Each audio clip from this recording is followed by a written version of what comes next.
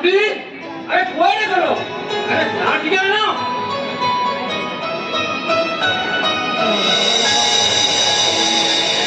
Eighty केते थरा तुमको मु कहिची मते तने मालती बेली डाकिबनी मो ना होची मधु मालती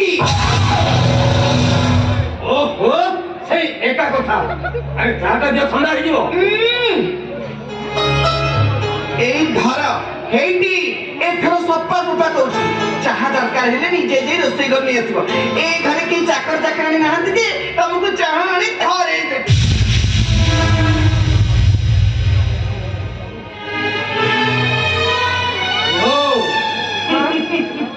कौन कहते हस्ती तुम्हें बे वो ऑफिस की जाऊ सकी मोल्ला मोर चाटा आनी परिवनी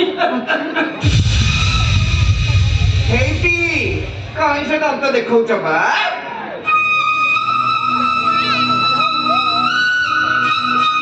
अरे कहीं मते मालती मालती रखुछ केते थरा कहिची मते मालती बेली डाकी मधु मालती बेली कहबो मालती हां मालती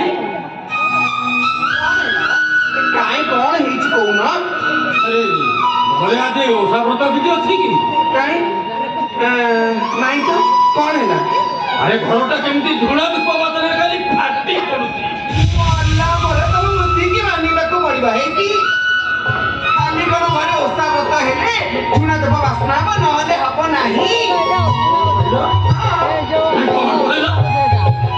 अरे आज देखा मोल्ला मोरा तमे बुझी पालना हेटी मो को प्रसाद पर ठाकुर करे ठाकुर पूजा करछि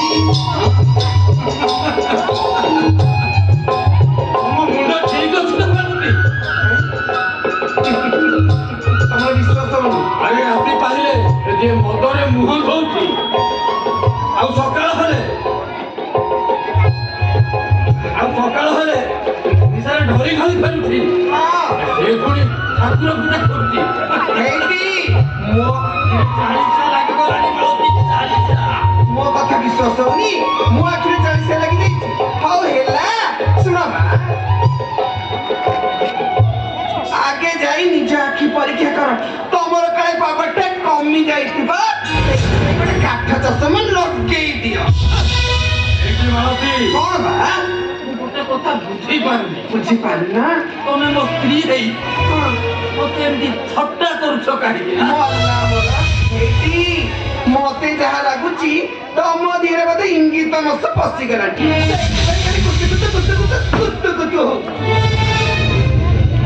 अरे हे କଣ आज ये कानो कोण न सुनिला अरे प्रसाद पुणी ठाकुर पूजा करूची मला ए କଥା କଣ ବିଶ୍ୱାସ ହଉନି ମୋ ବାବା ନିଜେ ସକାଳେ ଉଠି ଗାଧେଇ ପାରି ଠାକୁର ପୂଜା କରୁଛି କହିଲେ କଣ ଏଇ ସିଏ ଟିକେ ସିନା ଆଡୁ ସାଡୁ ମଦ ଫଦ ପିଇ ଦିଏ ହେଲେ ଠାକୁର ପୂଜା ମୁଁ ନିଜେ ଦେଖିବ ଆଖିରେ ଦେଖିଲେ ବିଶ୍ୱାସ କରିବନି बाबा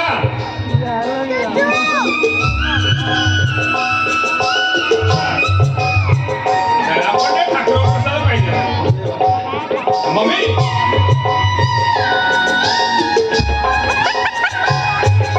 मम्मी ओडी ठाकुर प्रसाद पाहिजे अरे वो पूजा करिबो ମୁଁ ପୁଣି ପ୍ରସାଦ ପାଇବି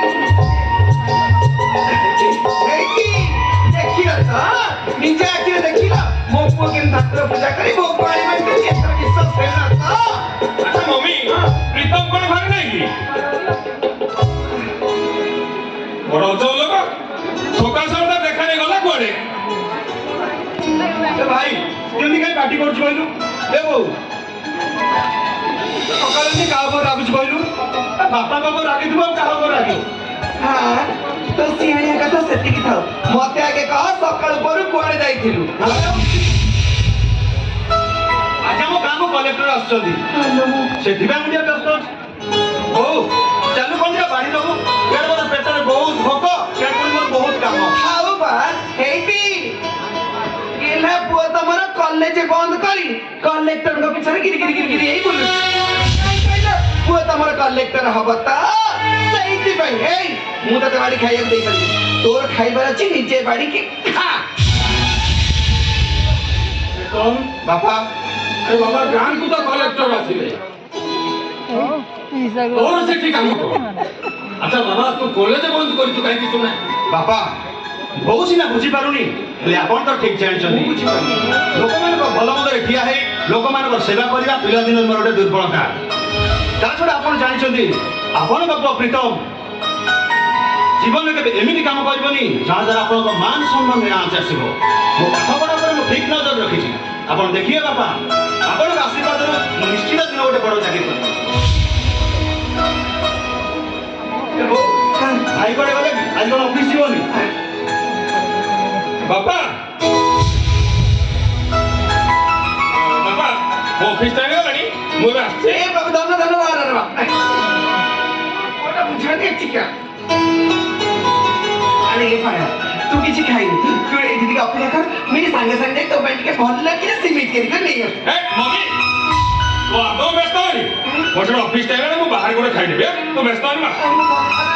এই যে মালতী আরে টিফিনটা করিছিলে সেটা তো খাই নেই যাইতান্তা কিছু না করে অফিস ଯିବା ବେଳୁ ବାବୁରେ ଟିଫିନଟା କରିଦେବି ଖାଇ ଦେଇଛି।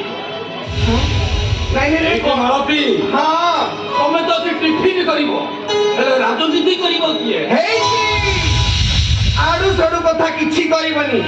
ମୋ ନାଁ ମାଳତୀ ନୁହେଁ ମଧୁ ମାଳତୀ ଟି। ବୁଝିଲ ମମି ତୋ ଡାଡି ସହିତ ଝଗଡ଼ା ନ କଲେ ତୋ ଭାତ ଆଦମ ହଜମ ହବ। ହଉ ତୁ ତ ଦେଖୁଛୁ ଠିଆ ହେଇ ଗୋଟା ପଡ ମୁଁ ଯାଇ କୋଉଠି କାଳେ ରାଜନୀତି କଲି କେତେବେଳେ କହ ଇଏ ମୋତେ ପାଠକୁ ଢିଙ୍କି ବୋଲି ଭାବୁଛନ୍ତି ଆଉ। କୁମ୍ଭୀର ବୋଲି ଭାବୁଛି ମାଳତୀ କୁମ୍ଭୀର କୁମ୍ଭୀର। ଆରେ ଆପଣ ବି ମମି ସହିତ ବହୁତ ସାହସ ବାବା। ଆଚ୍ଛା ବାବା ତୋ ସହିତ ମୋର କିଛି କଥା ଥିଲା। ମୋ ସହିତ କଥା ଥିଲା କହୁନାହାନ୍ତି ଟା ଏଇ ଆସନ୍ତା ରବିବାର ତୁ କିଛି କାମ ରଖିବୁ କିନ୍ତୁ କାହିଁକି ଟା ଏଇ ଆମ ଚନ୍ଦନପୁର ଗାଁରେ ମୁଁ ତୋ ବିବାହ ସ୍ଥିର କରିଛି। ଝିଅଟି ବହୁତ ସୁନ୍ଦର ବାବା ଗୋଟିଏ ଚାଉଳରେ ଗଢ଼ା।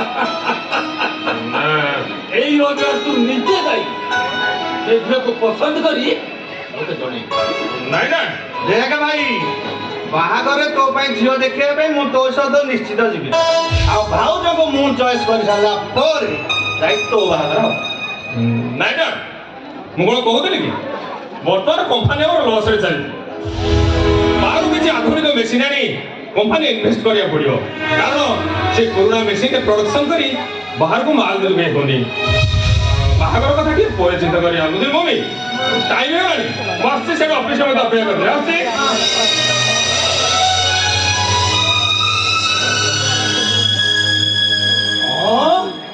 ଇଚ୍ଛା ଯେହେତୁ ସେଇଆ କର। ଆଚ୍ଛା ପ୍ରୀତମ ବାପା ତମେ ଠିଆ ହେଲ କାହିଁକି?